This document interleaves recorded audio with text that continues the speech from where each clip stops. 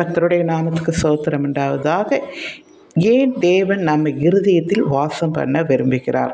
உன் இருதயம் சுத்தமுள்ளதாக இருப்பதாக. நான் தங்கும் ஆலயம் அதுவே. இருதயத்தில் சுத்தமுள்ளவர்கள் பாக்கியவான்கள், அவர்கள் தேவனை தரிசிப்பார்கள். ஏன் தேவன் நம்ம இருதயத்தை கேட்கிறார்? நம்ம தாயின் கருவில் உருவாவது முதலாவது இருதயம்தான், அதாவது ஹார்ட் என்று சொல்வார்கள் அல்லவா? அதுதான் முதலிலே உருவாவது. தேவனுக்கு முதலில் காணிக்கையாக நாம் எதையெல்லாம் செலுத்துவோம்? முதலில் வருகிற, அதாவது விவசாயமோ காய்கறியோ செடியோ எது காய்ச்சாலும் முதல்ல என்ன செய்கிறோம்? முதல் அறுவடையை தேவனுக்கு கொடுக்குறோம் இல்லையா? அதாவது ஆடு மாட்டில் கூட கன்றுக்குட்டி போட்டாலோ அதை முதல்ல என்ன செய்கிறோம்? ஆண்டவருக்கு கொடுக்குறோம். யாராவது முதல் வேலைக்கு போன முதல் சம்பளத்தை கூட ஆண்டவருக்கு கொடுக்குறோம் இல்லையா?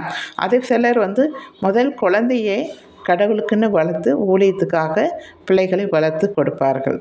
இதை நிறைய பேர் செய்கிறதை நீங்கள் பார்க்கிறீர்கள் இல்லையா? ஆனால் இந்த இருதயத்தை தான் ஆண்டவர் என்ன செய்கிறார்?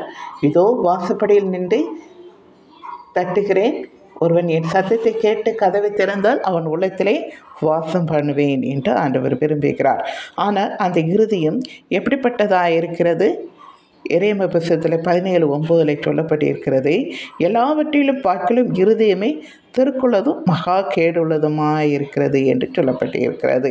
ஆதியாகமம் புத்தகத்தில் 6ஆம் அதிகாரத்தில் 5:6 சொல்லப்பட்டிருக்கிறது, இருதயமானது, மனுஷனுடைய இருதயமானது நினைவுகளின் தோற்றமெல்லாம் நித்தமும் பொல்லாதாய் நிறைந்து இருக்கிறது என்று சொல்லப்பட்டிருக்கிறது.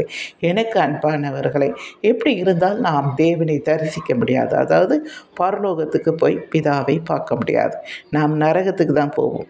நாம் இருதயத்தை சுத்தமுள்ளதாய் வைத்து ஆண்டவரை நாம் அழைக்கும் போது அந்த இருதயத்திலே ஆண்டவர் வாசம் பண்ண தேவனாய் இருக்கிறார். உங்கள் இருதயத்தை ஆண்டவருக்கு திறந்து கொடுங்கள்.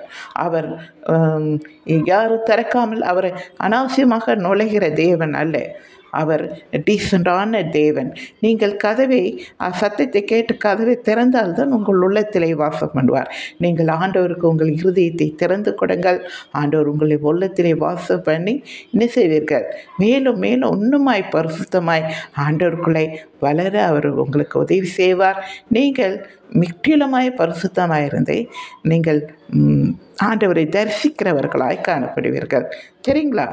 பிடிச்சிருந்தால் லைக் பண்ணுங்கள், மற்றவங்களுக்கும் ஷேர் பண்ணுங்கள். தேங்க்யூ.